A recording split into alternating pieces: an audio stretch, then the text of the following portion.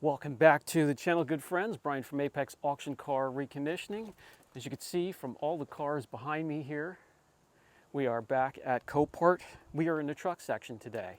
Today we're going to do a video on the trucks that I would recommend and maybe trucks that maybe you want to keep on walking. And these are going to be because of reliability. Some are reliable, some are not. The vehicles here are going to be a project anyways because a high percentage of them have some issues. That's why they're here at Copart. So once you have those issues straightened out, you have your project on the road. You want something that's reliable, don't you? That doesn't give you any more issues. So today I'm going to point out vehicles that will probably not give you too many expensive issues and those that maybe you should stay away from completely. Let's get started.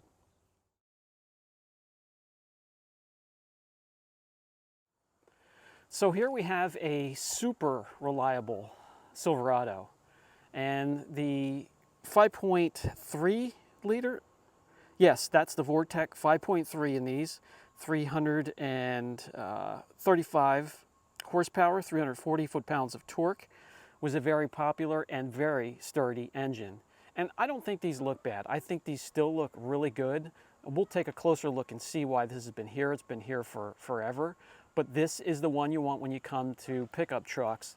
Anything 07 and older that doesn't have that fuel management system, fuel cutoff, where the engine or the ECU cuts down the cylinders from 8 to 4, and then there's serious motor issues. So we'll walk around this one here, and it's solid, except for the usual rust around the fender wells, and that's going to be something that's very common. And you also want to check out your rockers. You also want to get underneath there, check your frame rails front and back, check all your suspension parts, check the underneath of the bed. That can get crazy rusty, and do your due diligence to check these out while they're here. Definitely don't want to get against the electric fence, or you're going to be singing soprano. The usual rust. So I'm going to guess some sort of mechanical issue, and the weak part on these, could be the front or rear diff, it could be the transfer case, or maybe the transmission. Have some things hanging down. The headliner was very common for that to come down. Let's hop in on the other side. Not too bad. The seat bolsters are just slightly worn. It's muddy. Maybe there was a furry friend jumping around in here. That's no big deal. That could be cleaned up, and I know how that goes. I doubt there's going to be any no power to see the mileages on here, but if you can get it running and it sounds healthy and you can see if this is maintained, let's pop the hood and see what's under here. This would be one to maybe look into if you're looking for a pickup truck. And there's that healthy Vortec that I was mentioning earlier in the video here, and you can see some spider webs. So these are going to be red flags. This thing has been sitting so long. There's dust on the belt here. I don't see where anything's really been ripped apart lately before it was parked. How does the engine oil look? Well, it's dark. Got some bees flying around, so if you hear me put out a yelp, I got stung here. That's all right. Just let them be and they'll leave you alone for the most part, right? Live and let live. Now there is a red flag that I love to show everybody. That is rodents. It's been sitting here that long. Rodents have crawled up in here and are starting to pull insulation together to build their nest. So look for that, look for chewed wires.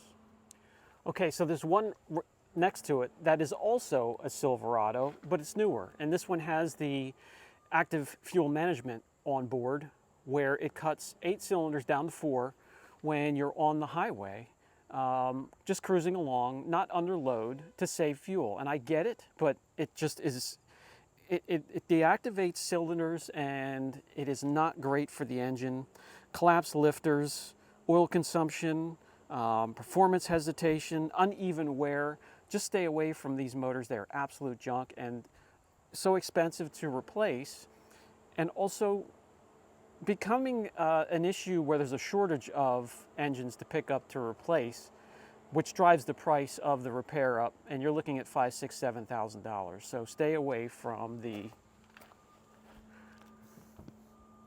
2016 Chevy Silverado. Now, other than that, let's take a look why it's here. It just says minor dents and scratches. So maybe it was a donation or, well, could be anything really. Let's take a look. It has a gorgeous green color to it. Tires would pass inspection. I don't see any rust. There's a little bubbling. That's going to be very common in these. Moisture gets up in here, guys, and I can feel the flaking and bubbling, and it just sits up in there and it festers, and it's not a good thing. But we do have a bed liner in there. Again, stay away from the fence. We have a hitch, so we have a tow package on there. This looks really, really good. So what would the issue be then? Why is it here? Sounds like we do have power. It is dirty, so it was someone's work truck. That's okay. The seats are going to be a little worn. I thought I heard that there was something going on here power-wise, but that was probably one of the machines. Nothing, no power. So you would definitely want to see the mileage and start it up. Listen to it run. Listen for knocks and taps. There it is. Let's take a look under the hood.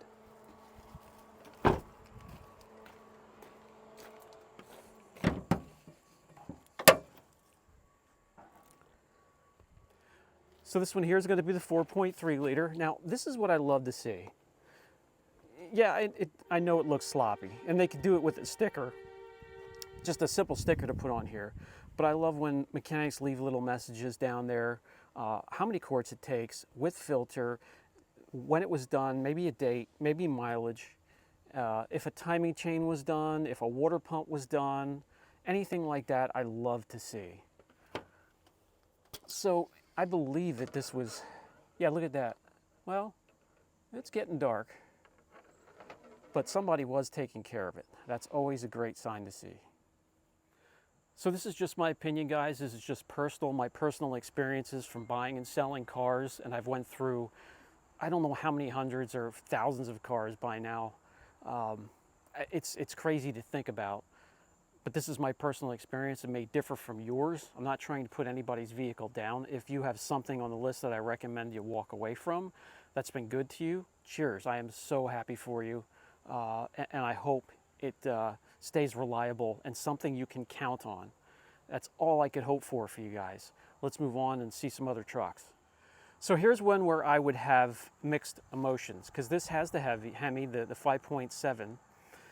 However, it has the fuel displacement or the cutoff, cylinder cutoff, just like Chevy. Theirs is called the MDS, which stands for the multi-displacement system. And again, that can cause the same issues that Chevy would have with their AFM. And I can't recommend them. I love the Hemi, but I would just personally, I would walk away. Why is this here? Well, let's take a look around. It looks good. Looks good from here. Just some minor things. Let's take a look at the sticker. Undercarriage. And it's a 2013 Ram 1500 SLT. So when it's undercarriage, you know, it could have went off the road, which it looks like something forced it off the road here. And you got to get under and you got to take a look. See what's bent, what's misplaced, what's out of place, and do your due diligence. Maybe start it up and see if it goes front and back. Normally, if there's an issue, there will be lights on the dash. Let's take a look at the interior. Lights on the dash, and it may not go front or back depending on what's going on under there. I mean, this was a nice truck. A little bit of bolsters wearing. You know, it would be a good place to be for a long ride. It's not a bad interior. I doubt there's going to be any juice. We do have the key in here. Oh wow, we do. Not enough to get it started though. But we have 217,000 miles on it. So with this mileage, you would be able to get a good deal when it comes to bidding on it, depending on what's wrong with it. And that's great. These trucks are so expensive to begin with. You would definitely need a good app, like I recommend. I would recommend the Bumper app, and I'll try to remember to put a link down below where you can run the vehicle's history, run the VIN, and it'll show you market values of all different types. Value when it comes to retail, wholesale, and suggested prices. It'll show you histories. It'll show you services. I'll try to remember to put that down below so you can download the app, and it will help you in your quest to find another vehicle. So for me, because of that system of cutting cylinders, and again, that's when you're like on the highway and the vehicle's not under load, it will cut from 8 down to 4 to save fuel. And I get the idea, but it's just horrible for your engines, and I stay away from them. This one is a Tundra.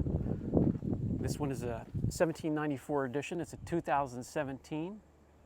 Lost type unknown. So it's up to you to figure out why it's here. And, you know, we do have a bent bumper, but other than that, the exterior doesn't look too bad. So it could be flood, it could be theft, it could be fire, it could be anything. So there are notes on the website for Copart to see if this thing does start and start under its own power, or if it needed to be jumped. So that is helpful. They're updating their websites regularly, and there's more and more information available, and I'm very thankful for that. Let's take a closer look. Ooh, nice. That peanut butter interior, that's got my attention. We have leather, we have Alcantara. This is nice. We have wood grain. I gotta get up front and see this. Look at this, check this out, fellas.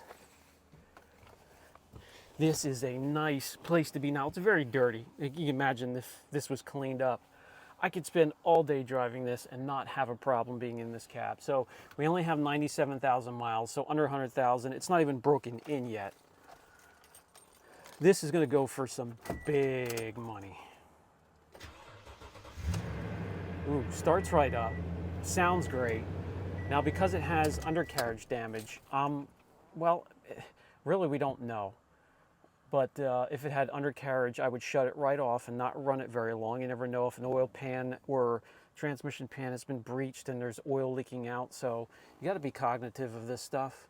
But it starts and it sounds great. Yeah, this thing's going to go for big money. So you might ask me, which Toyota do I not recommend? Do I recommend you walk from? It's a short list. It's a very short list because it's none. Tacoma, Tundra, very good trucks, and I would consider every single one of them, no matter what the year, make, and model is. Period. That's going to do it for this video. If you want to see more of these, I can definitely oblige. I could spend all day here if allowed. So let me know. Do you want to see SUVs? You want to see trucks? You want to see sports cars? You want to see smaller cars, compact cars, sedans? Let me know what you want to see, and I'll give you my recommendations. Brian from Apex Auction Car Reconditioning. I'll catch you in the next video.